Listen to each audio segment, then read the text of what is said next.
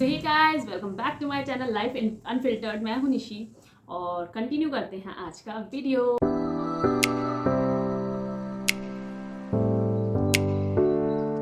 तो जब मैं प्रेग्नेंट थी तो काफ़ी सारे रिलेटिव्स और नेबर्स और जहाँ भी मैं जाती थी वहाँ पर लोग ज़रूर ये प्रेडिक्ट करते थे कि either it's gonna be a boy or it's gonna be a girl, क्योंकि सबको अपने अपने अंदाजे लगाने होते हैं, सबको अपने अपने प्रेडिक्शंस देने होते हैं। वो सिर्फ हमारा एक प्यार होता है हमारे लिए एक थोड़ी सी चिंता होती है जो ये बताती है कि आने वाले टाइम में बॉय होने वाला है, बेबी गर्ल होने वाली है। So I was just sitting and roaming around और फिर मेरे पास एक थॉट आता है कि क्यों ना मैं अपने बारे में डिस्कस करूँ या फिर अपने कुछ सिम्टम्स के बारे में बात करूं कि मेरे सिम्टम्स मैच किए थे बॉयज़ से और गर्ल्स से, जो मुझे लोगों ने बोले थे, लोगों ने बताए थे मेरे घर पे, मेरे पड़ोस में या फिर मुझसे जो मिल रहे थे उन लोगों ने 8 पैरामीटर्स लिए हैं आज की वीडियो में। और उन 8 पैरामीटर्स के बेसिस पे मैं ये चेक करूँगी कि जो मुझसे कहा गया था रिलेटिव्स और फ्रेंड्स और फैमिली ने कि either it's gonna be a boy or it's gonna be a girl, तो वो पैरामीटर्स राइट होते हैं कि नहीं। तो और वैसे I don't believe in all these things, it's all natural I can say, because I am a science student, masters in science और बायोलॉजी। तो I don't believe in all these processes because it's all natural and सिर्फ भगवान को पता है कि क्या होने वाला है, बेबी और अ बेबी बॉय और अ बेबी गर्ल।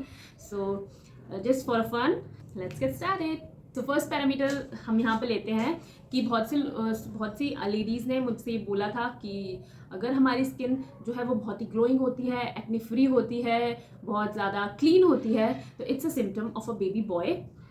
और अगर आपकी थोड़ी सी डल होती है या फिर एक्ने की प्रॉब्लम होता है, एक बेबी गर्ल आने वाली है। तो मेरे केस में था कि मेरी जो स्किन थी वो नॉर्मल क्लियर थी, ज़्यादा एक्ने की प्रॉब्लम नहीं थी और I was glowing at that time. So 1.5 baby boy. The second parameters a craving. तो वैसे भी मैं जनरली बिफोर प्रेगनेंसी मुझे ज़्यादा मीठा नहीं पसंद था और आज भी मीठा पसंद नहीं है, और मुझे ड्यूरिंग प्रेगनेंसी भी मीठा इतना पसंद था। मुझे हमेशा नमकीन चीज़ें या फिर सॉल्टी चीज़ें या सेवरी चीज़ें ही पसंद थी, लाइक आलू भुजिया वाली नमकीन और रायता, स्पेशली लौकी का या आलू का रायता, दैट्स यम। और तो ये वाला भी पॉइंट जाता है बेबी बॉय की तरफ। Parameter is the heart rate. तो जब हम डॉक्टर के पास जाते थे थ्रू अल्ट्रासाउंड रिपोर्ट्स और चेकअप्स के लिए, तो जनरली मेरी हार्ट रेट होती थी वो स्लो ही होती थी, ऑलमोस्ट बिटवीन 130 टू 135, और थोड़ा बहुत अप एंड डाउन होता था। तो और कहते हैं कि जो हार्ट रेट होता है वो अगर ज़्यादा है तो that's gonna be a girl, लेकिन मेरा हार्ट रेट हमेशा 135 के राउंड था। तो आई कैन से कि ये पॉइंट जाता है मेरा बॉयज़ के लिए। So the fourth parameter is morning sickness. So या मुझे थोड़ी थोड़ी मॉर्निंग सिकनेस होती थी। मुझे सुबह को उठने में बहुत ही ज़्यादा अजीब लगता था, मुझे नहीं उठने का मन करता था, मुझे बस सोते रहने का मन करता था, बहुत ही लेजी फील होता था। तो कहते हैं कि अगर आपको मॉर्निंग सिकनेस फील होती है ज़्यादा तो बॉय होगा, और अगर मॉर्निंग सिकनेस फील नहीं होती है तो it's gonna be a girl. So in my case that is for boy. The fifth parameter is belly shape. Yeah, you heard it right.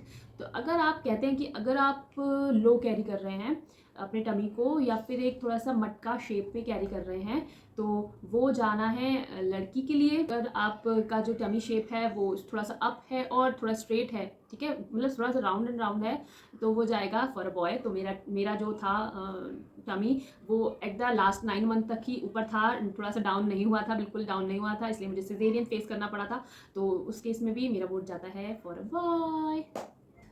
Parameter is sleeping side. So हमेशा मैं अपने left side पर ही सोती थी। तो ये कहते हैं कि अगर आप लेफ्ट साइड में सोने में कंफर्टेबल हो तो ये बेबी बॉय का सिम्टम है, और अगर आप राइट साइड में सोने के लिए कंफर्टेबल हो तो आपको बेबी गर्ल के सिम्टम है। तो मेरे केस में था left side, so again a vote for a baby boy. The last parameter is here volume. तो ये कहते हैं कि अगर बेबी गर्ल होने वाली होती है तो वो आपकी सारी ब्यूटी ले लेती है, तो आपको एक्ने हो जाता है, डलनेस हो जाती है, आपकी स्किन बिल्कुल भी क्लियर नहीं रहती, आपका हेयर वॉल्यूम डाउन हो जाता है, यानी हेयर्स बहुत ही ज़्यादा फ्रिजी और टूट जाते हैं। बट मेरे केस में ऐसा नहीं था, ज़्यादा डिफरेंस नहीं हुआ था, तो फिर अगेन ये वोट जाता है बॉयज़ के लिए। So I think all my votes are for boys. So in मेरे केस में ये सारे प्रेडिक्शंस थे राइट। और लेकिन मैं फिर भी इन चीज़ों को बढ़ावा नहीं दूंगी, लेकिन मेरे केस में ये पैरामीटर्स वर राइट।